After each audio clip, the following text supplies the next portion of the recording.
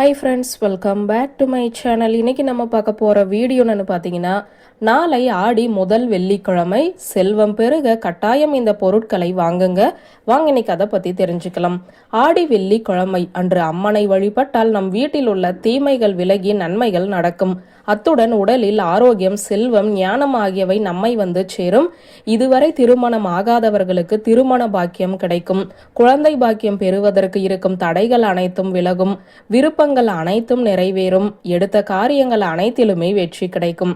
அத்தகைய சிறப்பு வாய்ந்த இந்த ஆடி மாதம் இந்த வருடம் இன்று ஜூலை 17ஆம் தேதி தொடங்கிவிட்டது.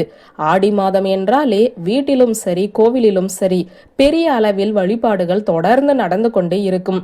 அதுவும் ஆடி முதல் வெள்ளி என்றால் இன்னும் விசேஷம்தான்.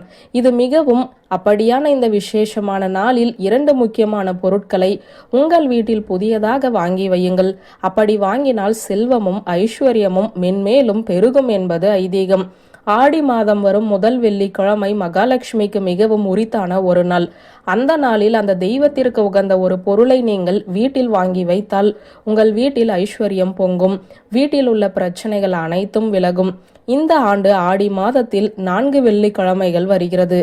அதில் ஆடி முதல் வெள்ளிக்கிழமையானது நாளை ஜூலை 18ஆம் தேதி வர இருக்கிறது.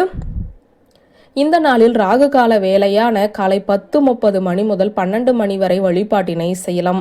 அலுவலகம் செல்பவர்களாக இருந்தால் காலையிலோ அல்லது மாலை 7 மணிக்கு பிறகோ இந்த வழிபாட்டை செய்யலாம். வீட்டில் காளி படம் அல்லது ஏதாவது ஒரு அம்பிகையின் படத்தை வைத்து பூஜை செய்யலாம். அப்படி பூஜை செய்வதற்கு முன்பு இந்த 2 பொருட்களை கண்டிப்பாக வாங்கி வைத்து பூஜையை தொடங்குங்கள். பார்க்கடலில் பள்ளி கொண்டிருக்கும் விஷ்ணு பகவானுக்கு அருகில் உள்ளவர்தான் மகாலட்சுமி.